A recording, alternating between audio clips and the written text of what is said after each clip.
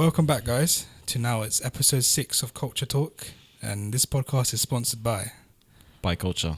That is me and Shuhan. That is our digital marketing company where we focus on small businesses and startups and increase their reach. And we also have House of Shiba. Yeah, so House of Shiba is your one-stop shop for beauty, skincare, and haircare products catered to women with melanin-rich skin, and that's launching in 2019. So make sure to check that on the description. And today we have a very, very special guest. very successful YouTuber, over 40k subscribers, successful businesswoman too. And we have her on today. Here's Courtney Daniella. Welcome. Thank you. No worries at all. Here. Thank you so much for coming on. Yeah, your busy timetable to give us some time. Exactly. Anytime. Yeah, so I mean, let's get straight into it. If nobody's watched your channel before, even I'm sure everybody has. But you're a Cambridge student, or you were. You graduated this summer, so congratulations on that. Thank you. How was that experience for you? Wow. It was tiring. It was eye-opening though, and I actually did enjoy it. I think after graduating in June, I've definitely been reflective in the last 7 months. And I actually liked my degree. I liked what I studied, and I originally wanted to apply to study law. Yeah. But that's killer. Law is killer. That dream went out the window. But yeah, I really enjoyed. I studied human, social, and political sciences, HSPS, which is basically just an amalgamation of the best social sciences out there. And I actually thoroughly enjoyed studying, which I didn't think I would. The Cambridge environment was quite a complex environment to kind of navigate as a space. Imagine. But I was able to find a pocket of people that I related to. That's good. So that made the experience, to some extent, enjoyable. And I'm still friends with some of the friends that I made That's there now. good, yeah. So I think it wasn't as isolating as I thought. As you thought it would be. Were you there at the same time as Richard was there? Oh no, a long time after. I think Richard graduated in Richard's an old man, isn't he? 2011. Old man, yeah. So he left long time. Richard's an old man. But when you graduated, did you have a clear plan on what you were gonna do after uni? Because I think for us, I don't know. I'm still lost. We're still lost. So I'm in my 3rd year, and I'm doing my masters. Sick. But regardless of all that, it looks like I'm certain. Yeah, I don't know what I'm we actually don't know what we're doing. What I about don't you? know. I'm just in the middle of deciding if I want to stay or if I want to go. I'm literally in the middle right now. I have 2 weeks to decide, basically. Would you do a postgrad? No. Okay. Fair enough. Straight up, just no. It's good to know what you don't want to do. Yeah, exactly. I don't know. I'm stuck in the mindset, but I don't know. Mindset.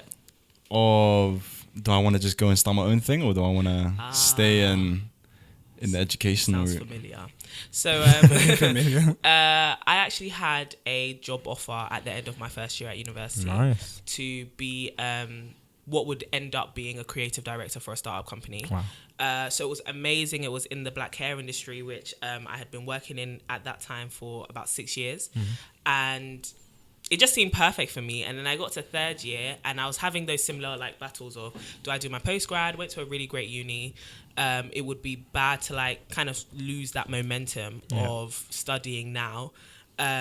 But I was tired, genuinely very, very tired. The whole degree, the whole 3 years was so intense. And I was just so emotionally fragile that if somebody had told me here's another essay, I would I really would have shattered it to pieces. So I was like, no, I need a break. So academia straight away was definitely not an option. And then, just talking about this job role and then realizing that I'm young, 21, why not start making, if anything's going to be a mistake, it's best to make them now. Do you get what I mean? I had this amazing, if I do say so myself, startup idea where I was like, I'm going to be the one-stop shop for hair.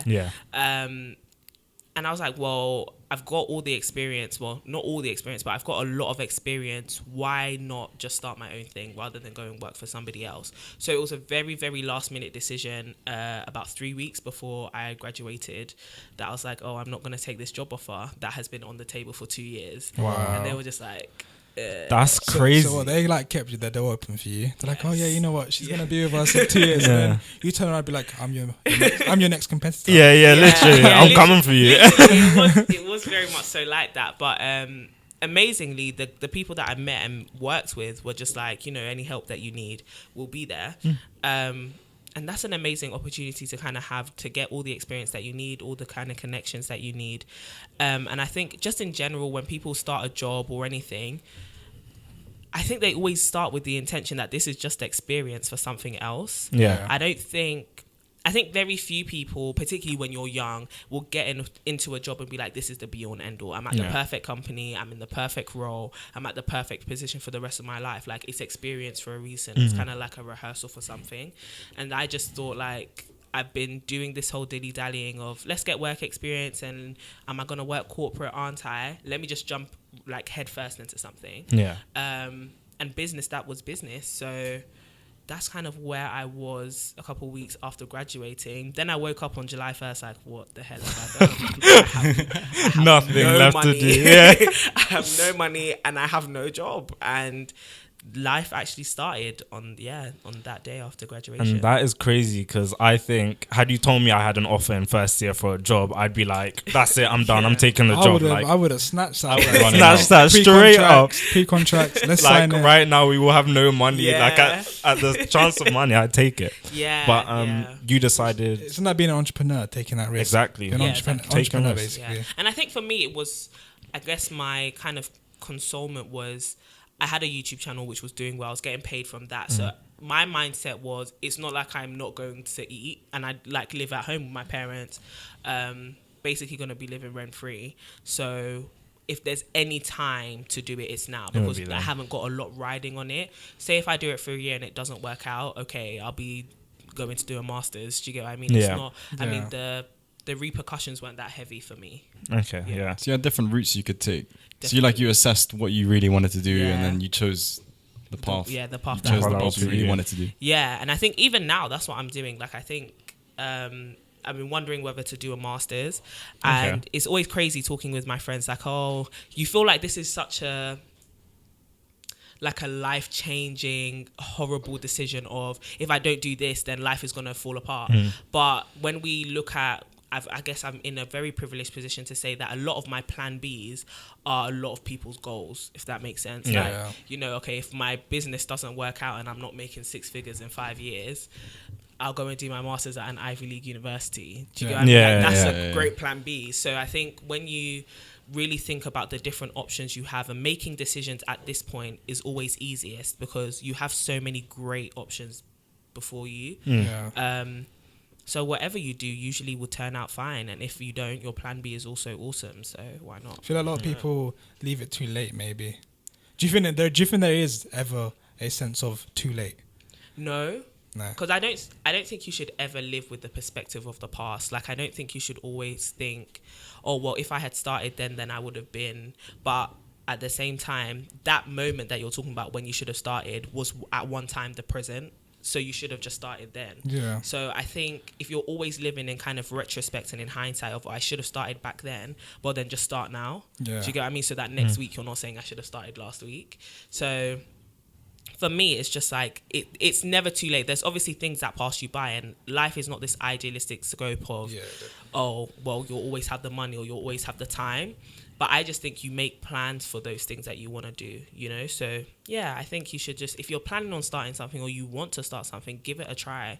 If it doesn't work out, like, for example, with this podcast, all you guys would have had to do is sell your mics and your mixer. Do you get what I mean? Like, if it didn't work out, then that's it. eBay We're not doing it. Do you get what I mean? But if you hadn't have kept them, it might not have been what you would have potentially been able to achieve. Because it's almost like, when we were telling you before we started this, we were telling you how me and Josh spoke about this in sixth form. And you're telling us if we started it then, like by now, God knows what. And we should have. I wouldn't be here, man. Come on. Oh, so, that's true. yeah, That's true. like, we would have recruited you. That's all I gotta say. So, like, everything happens for a reason. Exactly. Everything happens for a reason. And like, it's all about, if you haven't done it then do it now. And don't hold, just like with me, if something happens and I've missed out on an opportunity or something, rather than letting it play on my mind, I try and say, it's not in my head. And it's like, it's gone. I erase it from my memory. It's like, just work for the next thing. Work for the next, exactly. Because there's no point me thinking about something that's already happened. I can't change. I can't change my past, but I can shape my Change future. your future. Exactly. So it's like that. That was That's poetic. Yeah. Yeah. That was Very poetic. It came from the heart. That's all.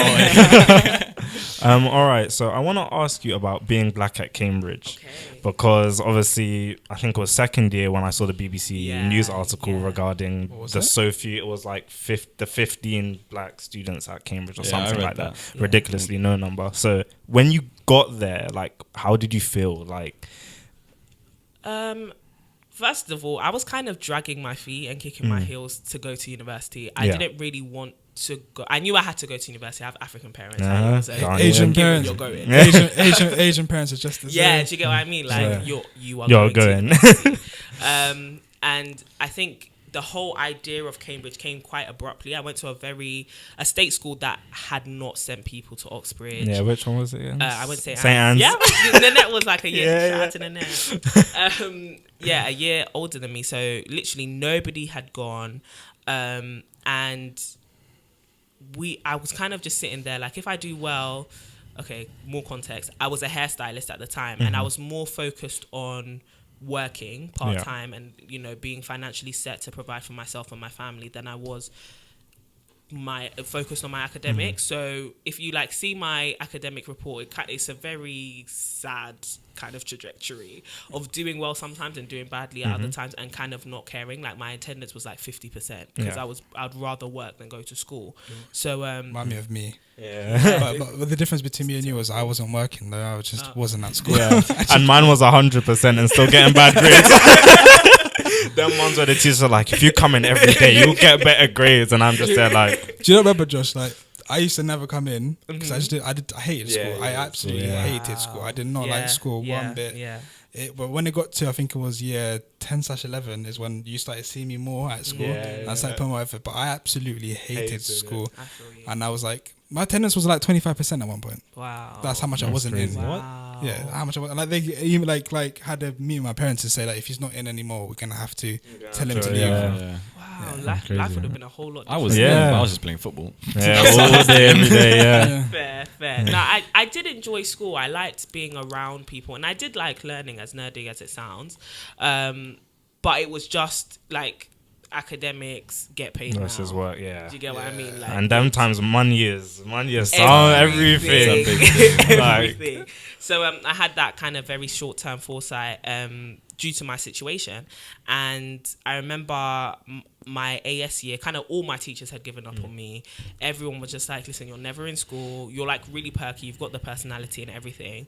But you're never in school. How are you going to get the grades? And then I remember coming to my AS results day, and I got the highest results in my year. Nah, it's crazy. How can you show up after 50% on attendance to come stun? I was just looking at my head teacher. She was looking at me. And you're like, don't publish that article. Probably just like, yeah. So literally, I remember some journalists asked her like, "Oh, what's like, you know, Courtney's plans for the future?" And she was like, "Yeah, she's definitely going to apply to like Oxbridge." And I was just looking at her like, "Sis, I'm going to, you know, become a head stylist at some salon and earn myself some P." Like, I know about this. Like, I got other plans out here. You can keep the certificate.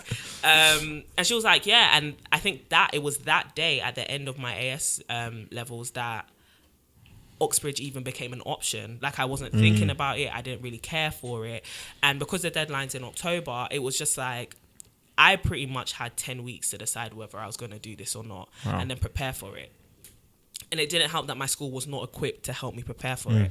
So when I finally did like get in and I got there, there was this huge kind of impostor syndrome looming over my head where it was like, I'm not really meant to be here. I definitely got here by chance. I'm not going to be able to get through this degree.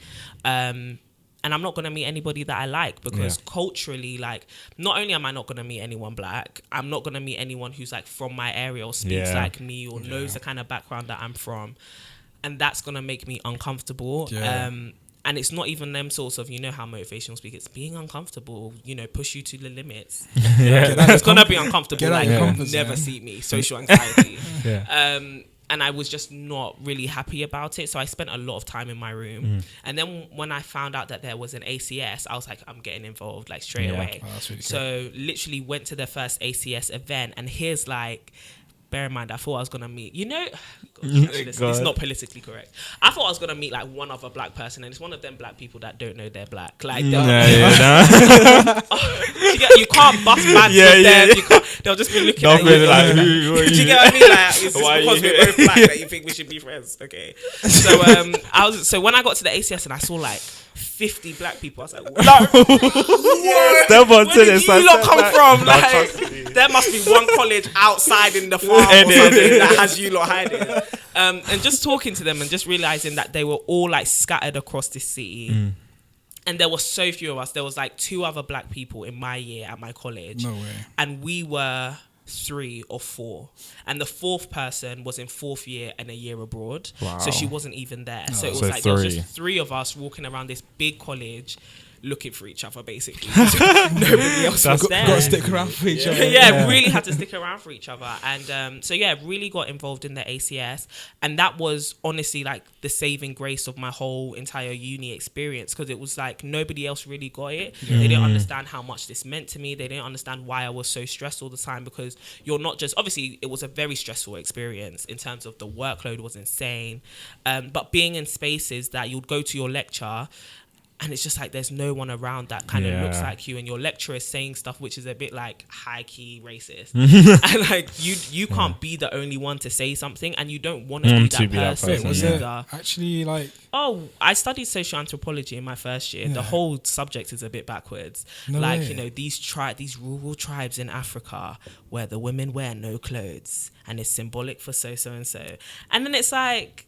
You know, not all black people exactly like do this. that. Yeah, do you get what I mean? Like this is not. They're picking some tribe from like the corner of just one drop, Africa, and then suddenly it becomes some cultures. Yeah, and so it was just very generalizing, and sometimes very uncomfortable. And you'll be reading stuff, and obviously history comes into play here, but you'll be reading books out on your reading list, and it's like, this author is very clearly racist. Yeah. And you'll go to the supervision, and you would have written in your essay, this author is very clearly racist. And they're like, but why do you think that? Why aren't his thoughts valid? Yeah. Or her thoughts valid? And you're like, because they're clearly racist. I don't understand. That's ridiculous. I don't understand why you're fighting me on this point. To ask you why. Yeah. And it's just like, if you do point something out as ignorant, it's kind of like you have the lack of scope to understand an intellectual argument, and it's like that's kind of backwards. Yeah, that's very backwards actually. I've got. Like, but it shouldn't be like that. When you're coming from this state school, and it's like, maybe I actually don't have the scope to engage in this intellectual conversation with these people. And I remember sitting in a few supervisions in the first couple of weeks and just being like, first of all, I don't understand your feedback.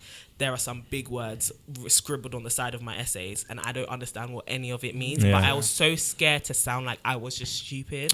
So I wouldn't ask them, like, what does this mean? Can you repeat that word again? I don't understand what you're saying. And it was putting me behind. So I was working a whole bunch of hours, but it wasn't showing up as any results, because I still wasn't really understanding. Asking the questions. I wasn't asking any questions because I just wasn't confident speaking out. But going to the ACS and finding people on my course who kind of understood that pressure, not to say we were all just the same, you know, black state school students, because that's an overlap in itself, which is quite problematic.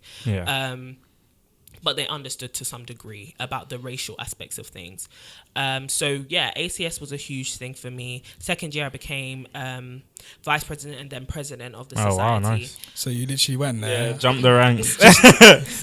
Took charge out there. There's a trend here. So first of all, you reject a job offer and then come get your own come back and say, I'm your competitor. CEO next mentality. you find ACS and you come back and next year take over. Vice president and then president. Presido. Presido. Yeah. Nah, you know what? I'm just like that. I think coming I'm for our passionate podcast. about it. Cultrtalk next. Can you imagine? Just show up and I'm here next week. Guys, this is my podcast. Oh, guys, episode 7. It was just I loved it a lot. Like I really enjoyed it. I enjoyed the people, and I enjoyed what it stood for. And I just saw where it could go in terms of being taken further. So that kind of summed up my whole black experience at Cambridge. It was uncomfortable the whole way through. And then with the press stuff about, you know, there was an incident between like a well-known celebrity and a student at my university. And I basically made some comments about it and talking about how, you know, the backlash from this altercation between those two, a lot of people were saying, you know, as black people, we shouldn't stand up for any sort of injustice because at the end of the day, we're just there to fill a quota. And I was just like, that's absolutely out of order. So I did a whole thread, and being the sassy person that I am, I put like all these GIFs and all of those. And it just does rounds on the internet, and I get like loads of emails like, come and talk on the news. And I did. And I kind of to some extent regret it now, because I don't think I handled myself in the best way possible. But it was very much so getting out there this idea that it's not luck and you're not there to fill a quota. Like, we all earn our place there. Nobody is handed out anything. And even if you are there with like, and you were given a lower offer, it's because of context. It's not because of your race or anything. It's literally because you've done the best that you could, and you thrive so much despite the limitations that were behind you and the circumstances that you're coming out of. So I think for me, there was that constant fight of even within myself and also fighting other people, that I'm here because I earned a place and I actually am and smart you deserved enough. it. And I do deserve it. It's like a constant mental battle, basically. Yeah. Every day. Can you imagine day. what we go through and add that on top of that? Exactly. It's immense. Got to give it to you for going through all that. Yeah. Thank you so much. Literally. And also, how did you two feel personally, as in, like, I mean, when we came here, there's not many people like us on our course. I mean, or I felt it almost in our secondary school, to be honest, because I was the only third Bengali brown person in the whole year. in the whole year, Yeah. So there was me and two other boys that were Bengali and more brown, Stress. and rest of it was majority was white. There wasn't many black people either. Not after GCSEs. We were like our year had the most probably coloured people in the whole school. Yeah. Like, if I want to be honest, our school was mainly white and a big white. Yeah, It was mostly mainly white. And then I felt from then it felt a bit weird. Right. I remember even my primary school, I was one of the only brown kids in. Wow. Like, I don't know why. Like, North London usually is. Yeah. Yeah, Mixed. mostly Schools mixed, like yeah. that. Yeah, I went to Rokesley. I don't know if you heard about it. Nope. What did you go to? Sorry. Our Lady of Lords, you wouldn't know about it either. It's I know one Our Lady of tucked Lords. away. Yeah. Hidden. Yeah, I was the only brown kid in there as well. And then when we came here, if I want to be honest, I didn't feel. You didn't like. No, because everyone had. I'm like, it's not being rude, but everyone had their attention on the Oriental Asian people here. Right. Everyone was always talking about them, how they don't mix enough or stuff like that. So I never felt anything On you personally. Yeah. And plus, I think another one is because I came with you. Yeah. That's Right. that. We've kind of always thing, been Yeah. together. So like, you know how you said you didn't have anyone at first, Yeah. and then you had to go out and find someone. Yeah. I've always had We Josh always- with me. That's a comfortable place. Yeah, and then I also found like Bilal and them. Yeah. These people were all like from the same faith as well. Yeah. So it's like I didn't feel that. Yeah, to be feel honest. that. That's it. I mean, like, I was talking about this with Maya the other day, like, in regards to, like, primary school and secondary school. I'm so used to being in a mostly white class. Yeah, You know, like, yeah. I'm so used to it.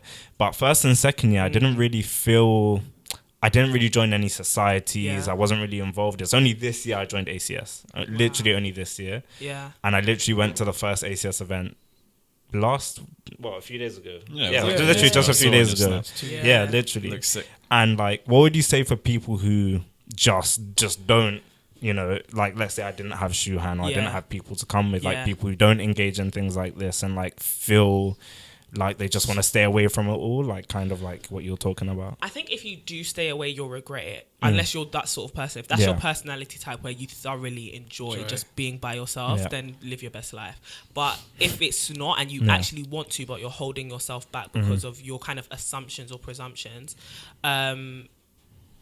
don't. Yeah. Like, you have to, even if you're just going to try one event, just try it. And I don't think even like for black people that it's by force. I know a lot of people used to be like, oh, you're black and you're not in the ACS. Yeah. But sometimes it's not your crowd. Do you Yeah. get what I mean? Sometimes you don't want to be around Afrobeats all the time or whatever. And I think that that's a very valid place to come from. So I think we should never limit ourselves to... This is the problem in the first place, right? Like, being believing so much that because I'm black, this is for me and this and is it has for to me. be. Do you get what I mean? Yeah. So like, I can't join this space and I can't join that space, but I can join this space and be fine. You shouldn't limit yourself according to your race, but you should know that if there is something you like, you can go there openly. You know, I had friends that were like, one of my friends, a black guy, went on to be the president of the Finance Society, who in its history had never had a black president. Oh, wow. Yeah, literally. And he just put himself in that space because he's like, I'm interested in this thing and I'm good at it, and you've got to give me my ratings. Do you get what I mean? So I think sometimes it's a catch-22, because in these spaces, race is salient whilst they're still trying to demolish this idea of race, right? So you shouldn't overthink it too much. I think sometimes the uni experience, particularly right now in this kind of politically charged like climate, it is very race like oriented or class oriented. And sometimes it's just, you're 19, you're 18, you just want to go somewhere and feel comfortable or feel happy or feel like you can actually enjoy your experience. And I think because of these things, uni can become such a dull experience if you're not just enjoying it. So I'm very thankful that I was able to kind of be unapologetic with the way that I just enjoyed my experience. And if you do find yourself engaging in these political conversations, just make sure you like it, you're actually interested in it, and don't feel like you're obliged just because you're an ethnic minority or because you're not, that I should engage in these conversations. Like, actually, no, sometimes you just close your mouth. Like, you don't have to. Because I'm gonna be like really honest. First year I went to Bengali Society. I really didn't like it. Sometimes it's like that, and I haven't been back since. And I don't know what it is. You know me. I've never had Bengali friends either. I don't know. I just can't. I find it hard to be or mix with like Bengali. I don't know. I went to the first one. I left like 10-15 minutes in. Like, I just didn't enjoy it, and I feel like the people in there just weren't on the same level as me. I think it's like a culture divide. Like, that's the way.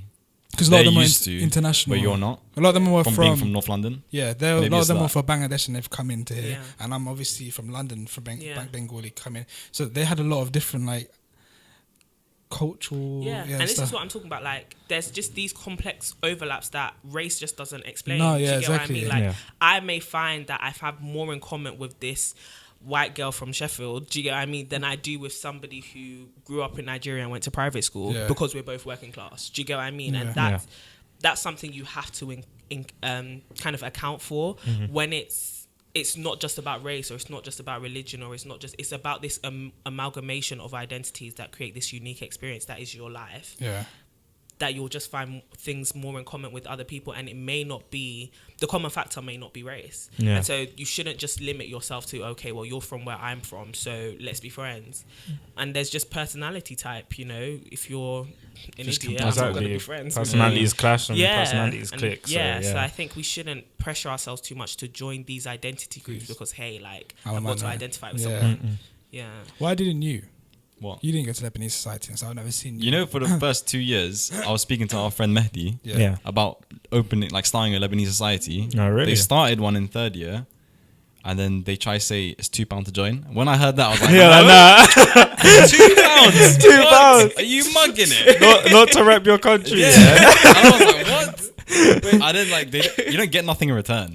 So I was just, I'm not doing that. I think Bengali society was free. I think it was, but they have all these like pizza things you go to, but you have to pay like a £5 to go there. So you pay £3, and you have to pay a £5 on top. No, you don't pay anything. You don't have to pay anything to be part of it. But if you go to an event, you pay. I mean, I've never been, but I see the ads. Events. Like, come to our pizza and drinks, but pay £5. So our ACS was £15 for membership. For a lifetime, and then you got to pay to get into the events. The events, I paid £15. Listen, we were hustlers. But you were hustlers. There's a struggle out there as well. She was paying first year. She's like, nah, I can't have any of this. That's why it was a huge motivating factor to become president. And then the second year, look at you. Took over. It's like mine now. It's mine now. Another one. Did you hear? You know he's part Nigerian. Yes. I was waiting for that face. What did she say? So you're hiding it from her, Josh. No. So I did an ancestry test, I did an ancestry test. I was expecting to send it off and come back 100% Ghanaian, Accra, Adenta, all of them things, like fully gonna tell grandma it's all good. Comes back 60% Ghanaian, 30% Nigerian. No, what? When I saw Where? his story, I was like, I messaged him straight away. I said, plot twist. Yeah, because he's always not hating on Nigerians, but Yeah. he's like going Yeah, the friendly banter. going Yeah. this, going that. Then when I saw, I was like, Josh, what are you saying Nigerian. now? What an identity Are you conflict. How are crazy? you feeling? Man, I my can whole tell life, it's been a it's been a rough lie, you time. know. You know what though? I can believe it because I mean, a lot of Nigerians went to Ghana over like centuries ago, just because of wars and stuff. Yeah. But that's actually quite painful to hear. So I bet you start treating you a bit different. Just just a bit. Just a tiny bit. Wait, what? How have Richard and Francis been treated? Nah, they were literally like, your dad's Nigerian. They're not even trying to claim my dad, bro.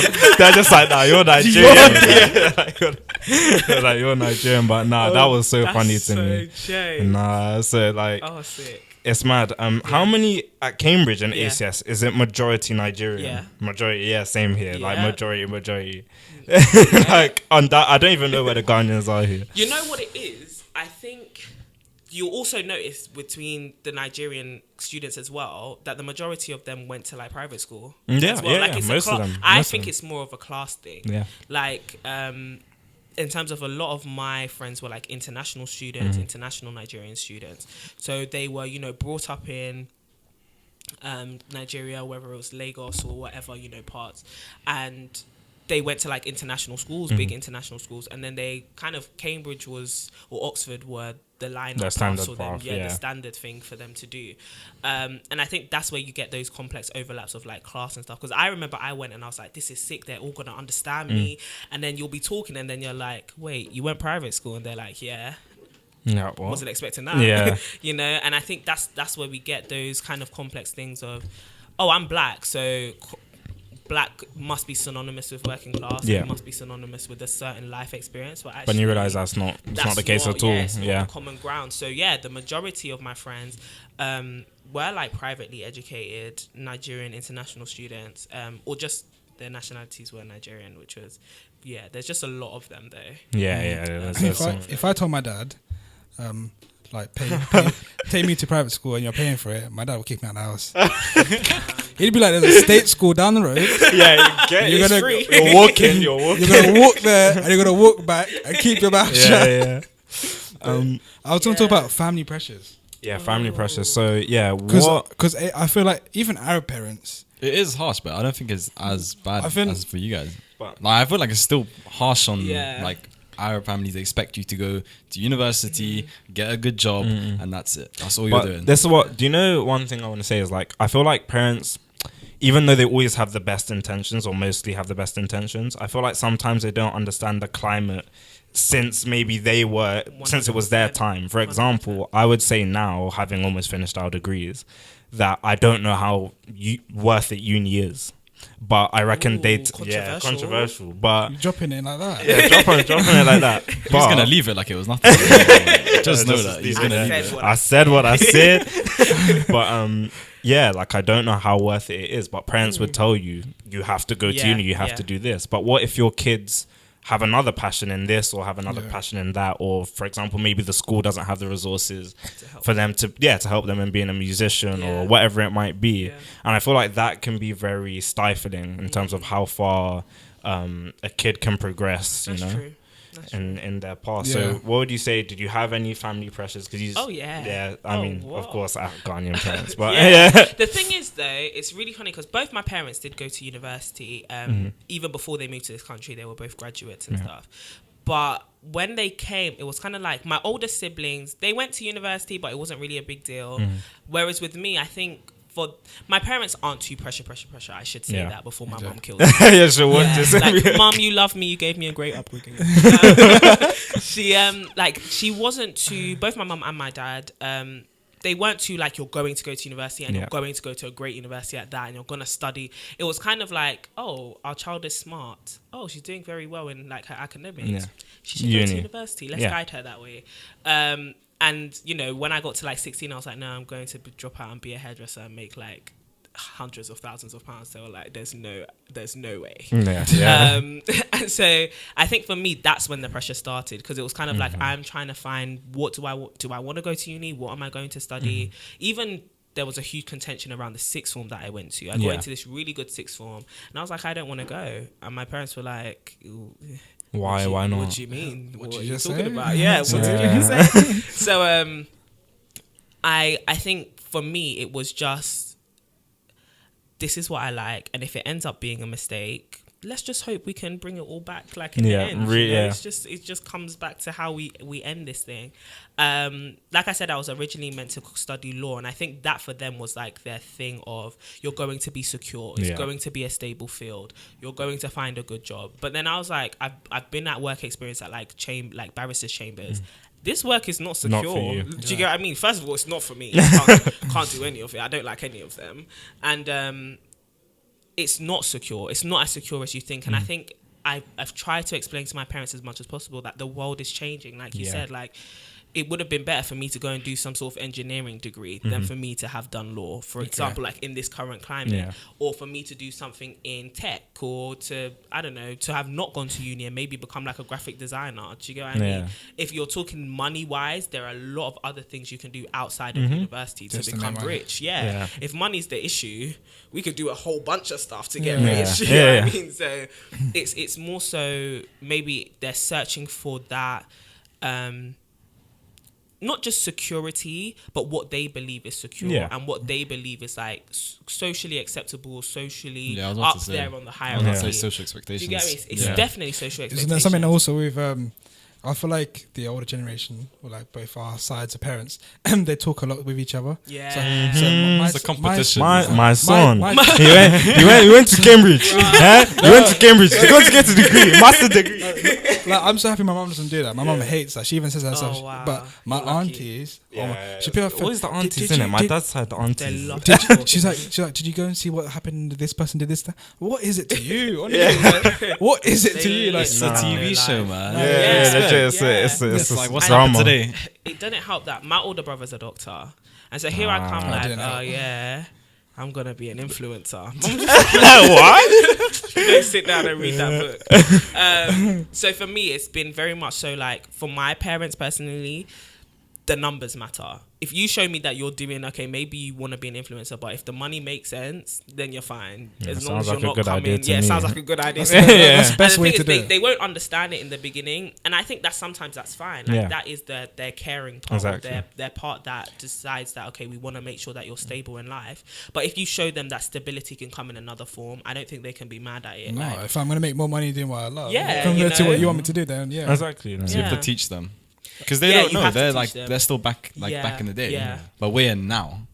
Exactly. Like, we're growing up in the now. And if you can where prove everything that is you've done your changing. research as well. I think for my mum, it was very much so like, are you doing this because it's the lazy option, quote unquote? Yeah. Like, jump in the garden. Yeah, you're just like, okay, you're leaving uni to be self-employed, but does self-employed really mean I'm just gonna stay at home kind of thing? So I had to prove to her, like, I've actually studied this thing, and I am a go-getter. I really want to go and make sure that this works. But it really is down to us to kind of educate them about what's kind of going on in the world, and making sure that they're a part of every step of the process. And if they really don't want to support you, I mean, they ain't living your life. They're not living your life. Because it's like, my dad was very much so with me and all of my brothers, like engineering. Like, he went to Manchester, I think it was. Sick. So he claims, but to do engineering, and he was like, it's like when they tell you they're at the top of their class. Exactly, so that's what they say. But yeah, he was like engineering. Like, I'd have to come home from primary school. I remember you weren't even allowed out a lot of time. You're telling me stories about how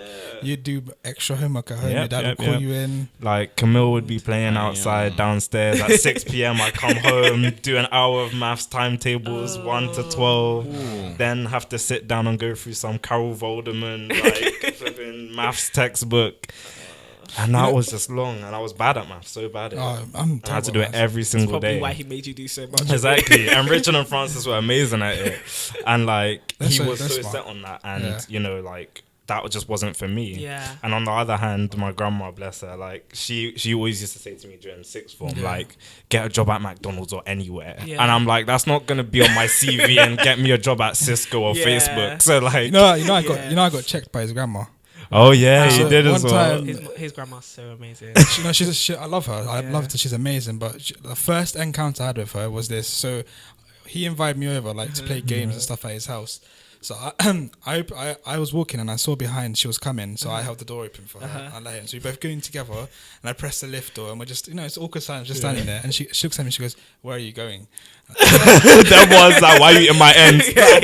I know who she is, but she doesn't know who I am. So and I said his door number, and she goes, "Why are you going there?" And I go, "Oh, well, we're gonna play games." He goes, "Who else is gonna go?" I was like, "Oh, like just us and our friends together." Yeah. She goes, "Okay." She looks around for a bit. She goes, "What number again?" I say the number. I was like, I was so scared. I was so scared. I was in the lift just there like G-checked. She had cooked jollof rice, for me, and I was supposed to come down and dish it because, for context, me and my grandma live in the same block of flats. For anyone listening, so basically, whenever I want food, I just go to hers and go and get it. So I was supposed to come and dish it when she came back. But I just didn't pick up her calls. So you got me in trouble. So when she saw you, I was like, "Where you going?" Then I told her, she's like, "This is I was not calling him. I was just coming over just to see that. That was funny. But with the parent stuff, my parents, they were very, very laid back. Right. So my dad would never say do homework to me. I don't think my dad ever asked me about school. I'd come home and just be like, "Oh, hi." Yeah. Like my mum, again, relax. But whenever I asked them about education, they said, if you want to be in education, stay in education. Okay. If you don't, the world's in front of you. Go do what you want to do. Amazing. That's what they said to me because my dad didn't really do education. He dropped out early. My mum did a bit. I feel like from their experiences, they both saw they can make it somewhere without it. Right. So they said to me, if I feel like education is what I want to do, pursue it. Yeah. If I feel like something else is something, pursue it. But at the end of the day, they said, make sure you're always putting yourself in a position where you're not falling back. Right. But they said, make your own decisions. And then obviously I go and tell my dad I go into UCL. He's on the phone like, "Oh yeah, my son, he was waiting for that. UCL. That's crazy. What about your parents? My parents were pretty cool as well, but like they always had it in, like when they spoke to us, like me and my sisters, that you're going to university. Yeah. Like it wasn't like every day you have to do this and that. It was like, "Oh, by the way, you're going to go uni." I was like, okay, if you want me to. I don't really mind. Okay, 3 years, some debt, fine, I'll do it. I want to ask you about YouTube. Oh, yeah. Because obviously we're starting out, we're trying to get our foot in the door. Yeah. You've been on YouTube for 3 years now. 40k subscribers is crazy. Thank you. You're famous, Yeah, legit, you're famous. I'm going to follow you with a camera and be all paparazzi for now. Listen, as soon as you step out, I think the word's going around. You're going to have people out there. So how did it all start out, like from then till now? So February of first year, it was very much so like I've been speaking to people. I'm in this university where like I thought everyone would know what life's about, but they actually don't. And what do you expect? Like we're 18 and I'm putting this pressure on people. And I was just like, I like to think a lot just about life. I am an academic person, but I think there's just a lot that our generation are all going through that we don't talk about, like mental health, relationships, lifestyle stuff, friendships. And I was like, I want to be the person who starts the conversation, and the best way to kind of get it out there is YouTube, just because I knew like digital stuff is booming at the moment. So just started that channel, and it was very like faith led. Like as a Christian, I was just very much so like, I feel like this would just be a great thing to do, and very purpose led. So started it, and I got like 100 subscribers like my first day, and I was like, "Whoa, this could work." Crazy. Wow. Yeah, because I have very supportive friends. Shout out to the Codys. But they were just like all sharing it, and they were like, "This is this is gonna be great." And the growth was really, really good. It was very, very steady. And then myself and my friend Renee, I was like, come over because we hadn't seen each other in nearly a year. No, that is a very big lie. We hadn't really spent time with each other, but we had seen each other because she went to like Oxford and I went to Cambridge. I watched that video. Yeah. So I was like, come over, stay like a week with me. And I was like, I've just started this YouTube thing. We should make a video basically telling, because our school was so rubbish at the Oxbridge thing, basically telling people how we got into Oxford and Cambridge. Because we were just deep in like, from our background, people like us, we don't go here. And I was like, this would be an amazing video just to help like our younger selves and anyone like us, and put it out.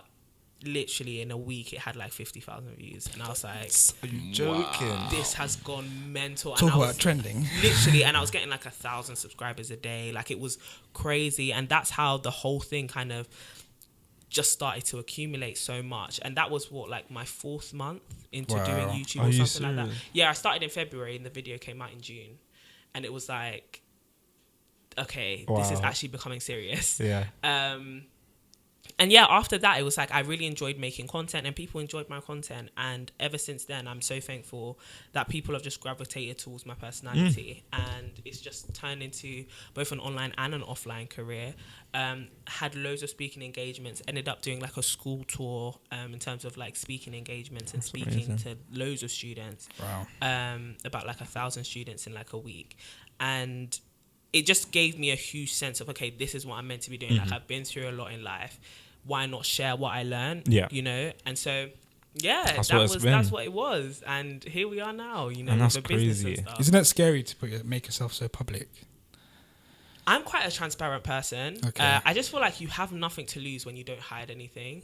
Mm-hmm. So for me, it's like, why not help people out there? I think for me, especially, knowing that you grow up with people and you make mistakes and then you talk to someone, they're like, oh, I went through that too. And it's like, but then why didn't you tell me? Because then I Yeah. wouldn't have gone through it. Yeah. Do you know what I mean? So that's kind of my life's kind of mantra of, you have nothing to lose if you don't hide Yeah, anything. that's also like the reason why we started a podcast, because Sick. there's a lot of situations I've been in personally, or Josh has been in, or Bilal has been in personally.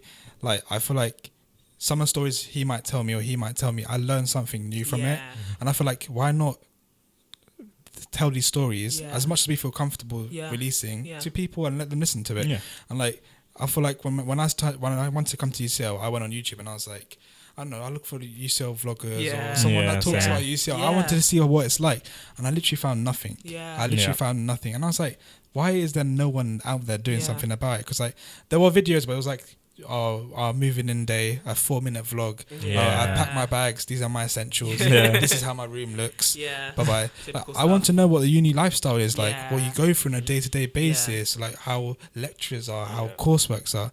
So I was like, this would be beneficial for anyone coming up to UCL or any other university. Like, it helps them learn. So it's like you say, like there's nothing to lose really. There's nothing to lose. Because if Josh didn't tell me some of the things he said, then I'd be mad at him. Like, why are you not telling Yeah, me? why didn't you tell me? Yeah, exactly. Bilal was- Yeah, we can do the same for other people. That's it. Yeah. That's what I feel like you're doing on like a massive scale, because you've worked hard towards that, and I feel like that's what we're gonna try to do we're as well. gonna Help try. people that are coming You guys are up. definitely on the right track. It'll be great. Thank you. Hopefully, and also I want to ask you, because now there's a pretty prominent YouTube Black community within the UK. So how has that They're been? taking over that as well. Yeah.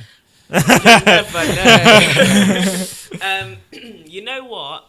It's interesting for me because I am in it. I know so many people and they're amazing people and I love them and they love me, I like to think. But I also try to kind of stay out of it. How come? Really? Yes, a little bit of tea. Oh, But, Spill it.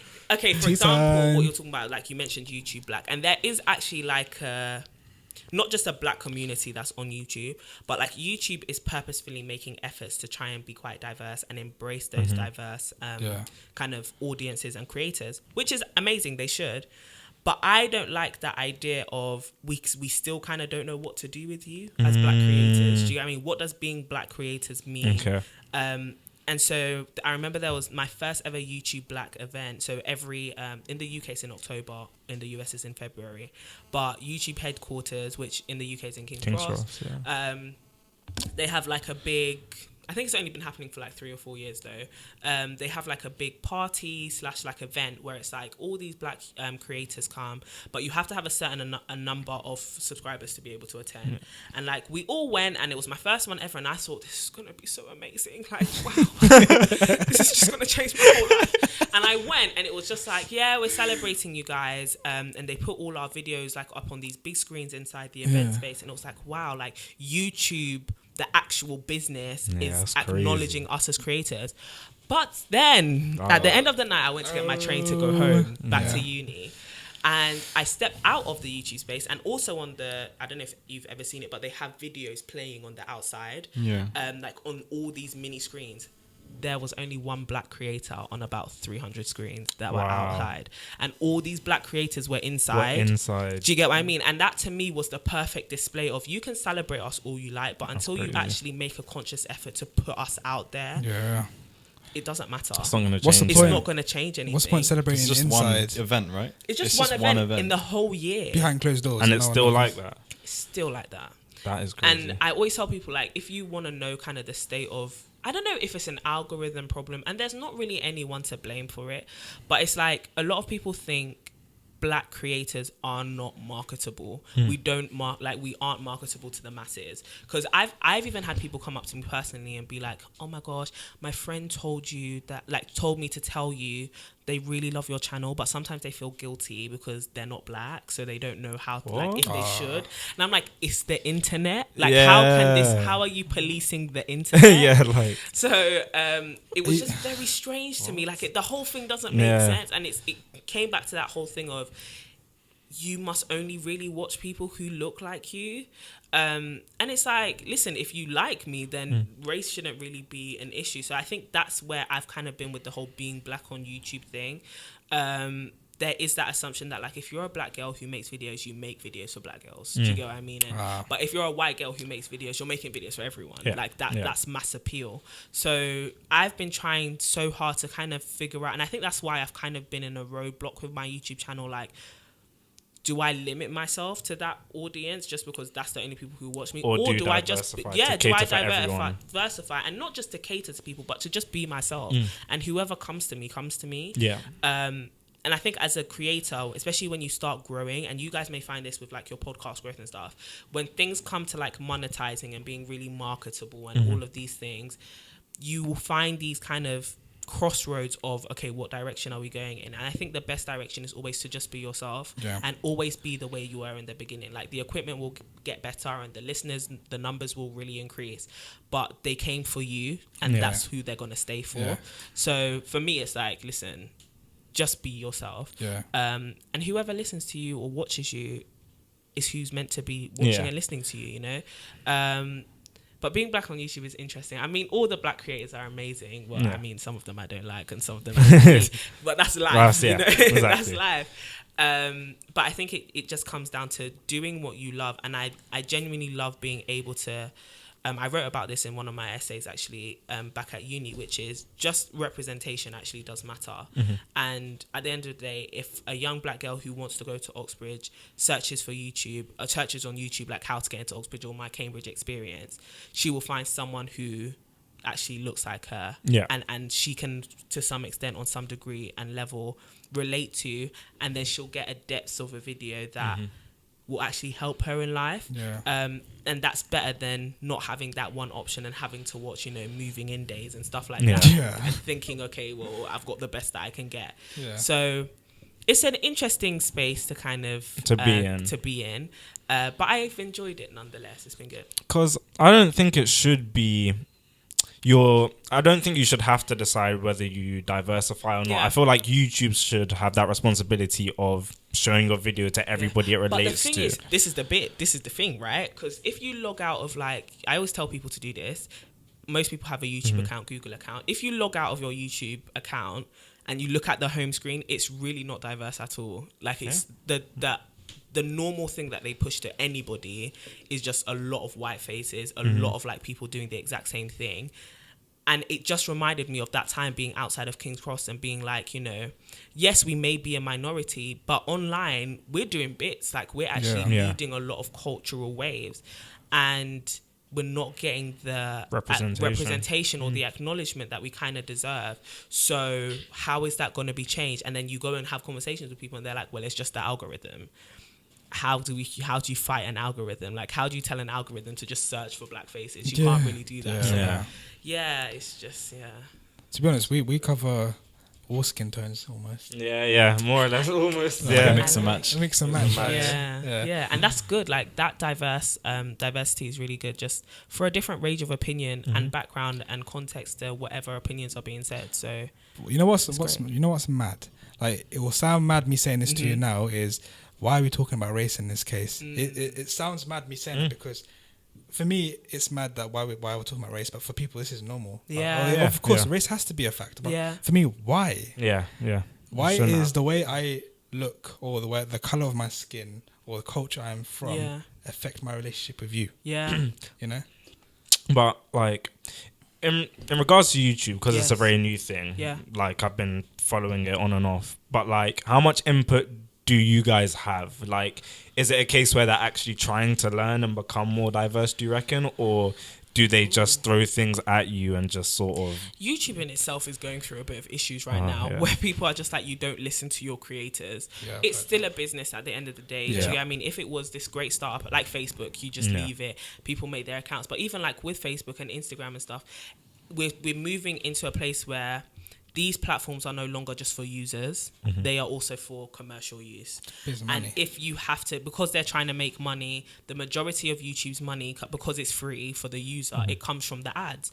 And if your advertisers are like, no, we want so and so, that's who you're going to push. Yeah. You know, so it's kind of just this vicious cycle of, well, maybe the issue isn't YouTube. Maybe it's actually these larger corporations that are giving YouTube money. And the Yeah. same with Instagram and all these other platforms. I think that's why I've always had kind of a passion for business and like consulting, because I'm like, if these big corporations that actually control things because they have the money don't get their acts together, Yeah. it trickles down into everything. And as powerful as YouTube is as a business, it's not as big as Coca-Cola. Do you get what I mean? So Yeah. that's when you want to change.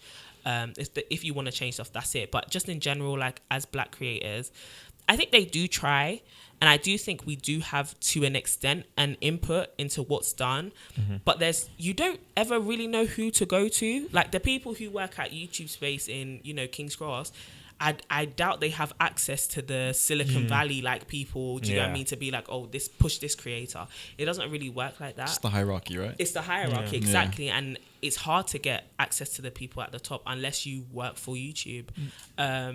Or unless you're So it's massive. just- unless you're massive. But Like Casey Neistat, he had an interview with like the CEO. that is true. That is actually but like quite he's true. massive. He pulls like 2 million views per Yeah, episode. yeah, in like So, like, 12 he's- minutes. yeah. Yeah. So he's on That's levels crazy, with yeah. YouTube, Crazy. everyone. That's the thing, and you just got to think. Another person who I could say does this actually quite well is Marcus Brownlee. Yeah. Like he I does love this Oh, really yeah. well, I where he love him. balances. Yeah, I I love love his him so videos. much. I've been watching him for like a couple years, and he balances it so well. Where he's just him, and if he has an opinion, he has no fear Yeah. of letting Yeah. it be known. And when you do that, and you get the following kind of that you just deserve, you can influence those sorts of people. So the only hopes that we have as kind of smaller creators is build yourself up to know yourself and know your brand, and have people who support that, and then you'll find your voice and it'll be echoed enough and loud enough for the right people to hear Yeah. it.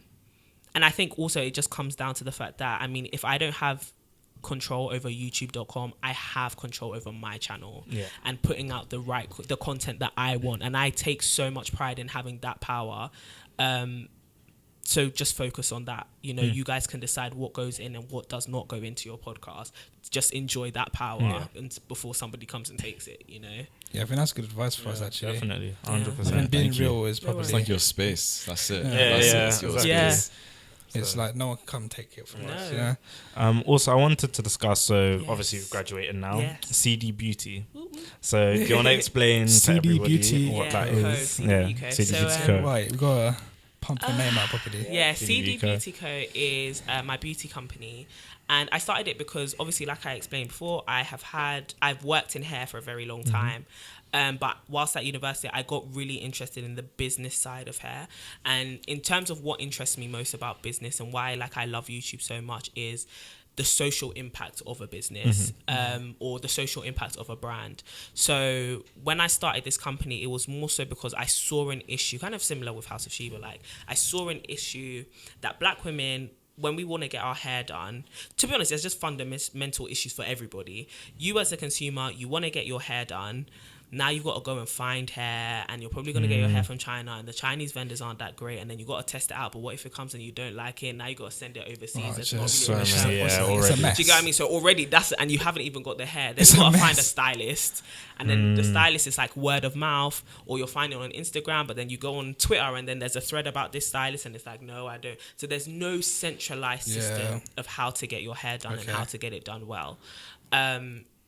And so for me, it was just like, what if there was just a space where you could get your hair done, and you could find content that it was like a lifestyle brand, and this just holistic experience of I like where I get my hair done. I like the hair that they're providing, and I know I can get it soon. Yeah. That was it. So I was just like, it's such a simple thing, but honestly, running it has been so hard because there's so many moving parts. Like, you find suppliers and communicating with them, it's like they just don't care. They're just trying to make their money. And then you've got your customers who are like trying to put so much pressure on you and don't understand that this is hard. Like, this is not just doing hair. Do you get what I mean? And I think for me, that's where my mind has kind of been boggled a bit. But at the same time, it's been such a fulfilling experience because you're finally talking to, or not even talking, you're finally solving what people actually need. And for me, a business has to be a solution to something. Yeah. Or you have to create a need and then solve it. And so for me, it's been a really, really great experience. I absolutely love it. And now I'm really trying to step into like my big girl boots and be like, oh, I've got to be an entrepreneur. That means I actually have to stop doing hair and let other people do it now. So like get people on board. Get people on board. And, you know, I've got contractors who I contract things to, but it's actually fully letting it go so that it can flourish to be... Because, I mean, if a business was just me doing hair, it's not scalable. It's not going to thrive, yeah. It's just like there's something that somebody told me, which I think always like changed my way of thinking for business, which is there are some people who own businesses and there are some people that just own their own job. And like, I, at the moment, kind of own my own job in terms of I can wake up and I'll make a wig and nobody tells me when to work or not, but I have to work to make money. Yeah. Whereas when you own a business or you're an entrepreneur, you can let go of everything and this whole system still works. And that's where I'm trying to kind of push myself to get to. So it's been a good 7 months of starting it. It literally took I saved up a lot of my student loan money, a lot of the money that I made from YouTube, and that's what I invested into it.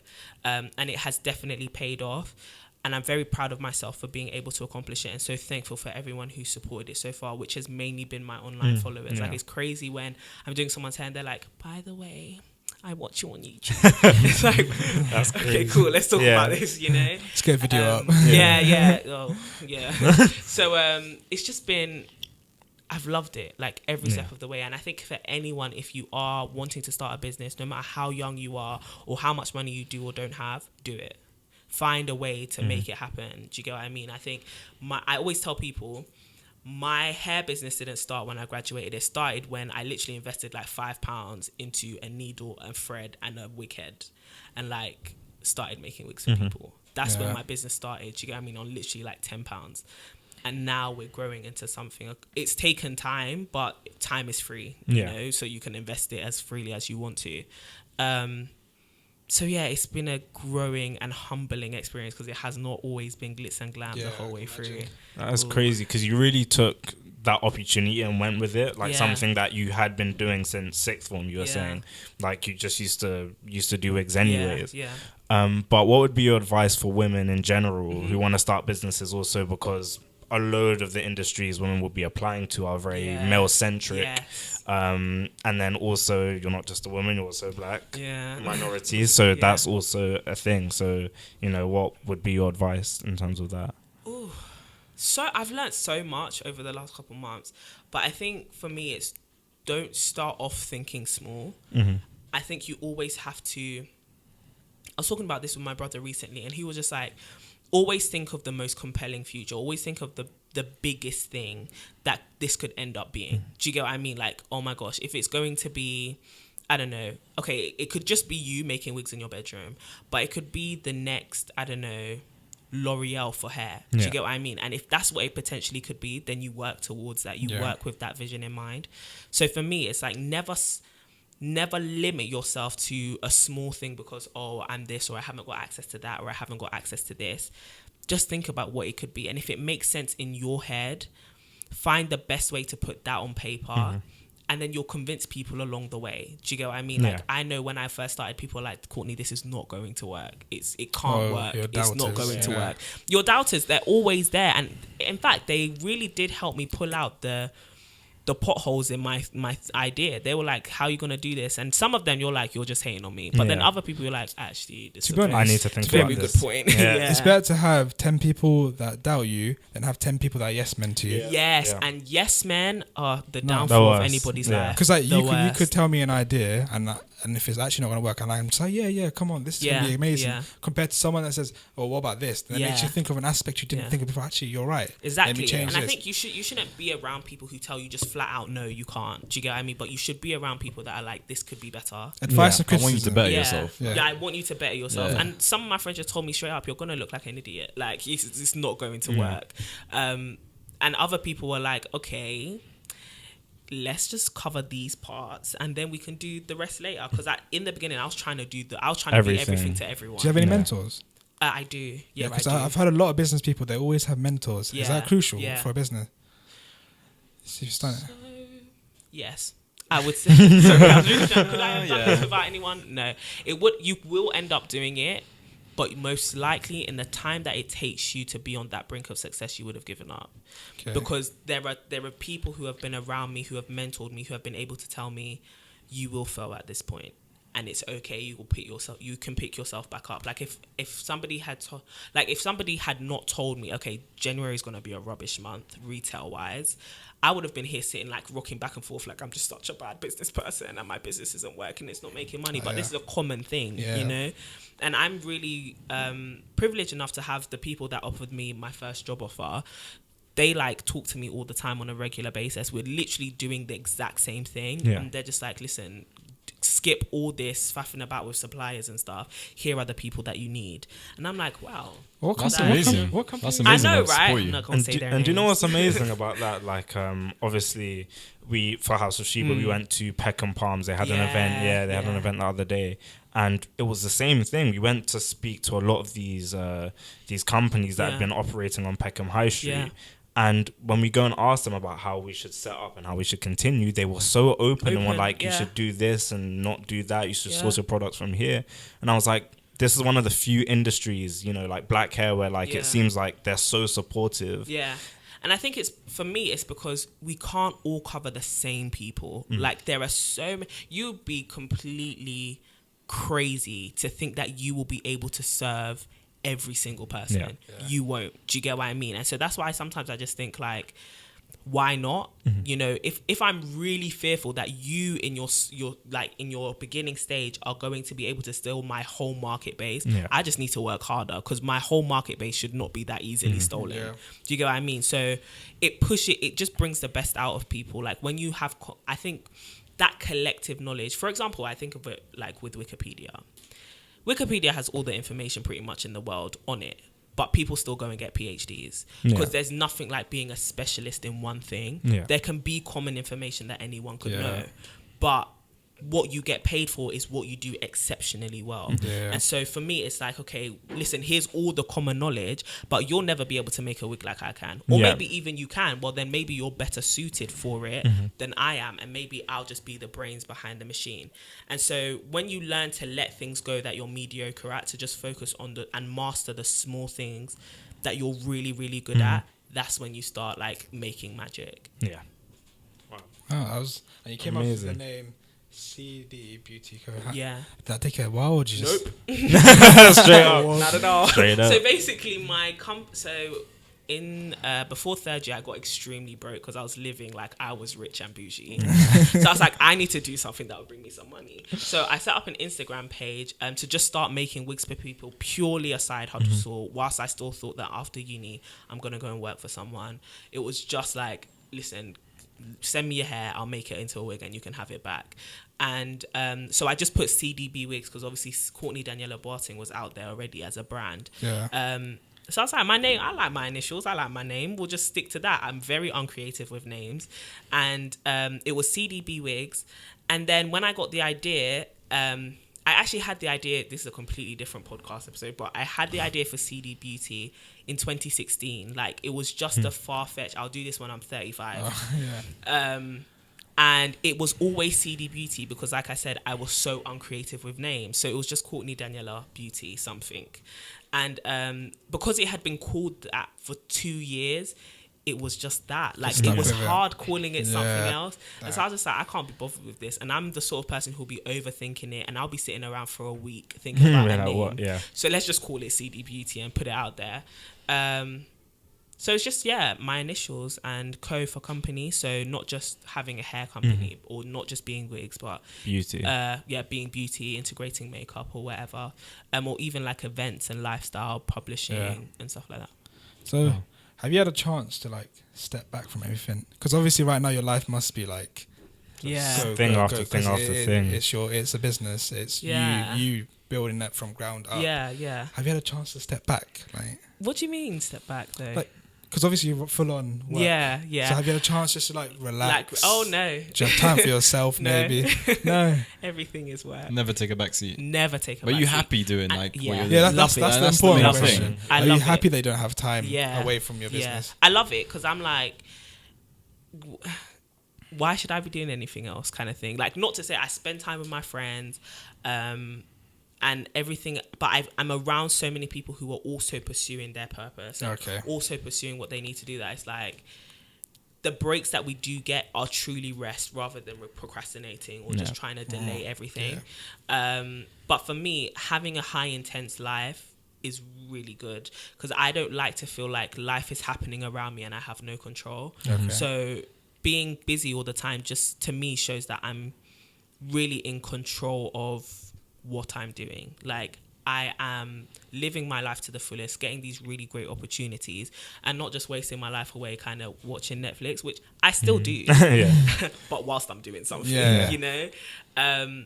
So no, I like that high intensity. But that's just me.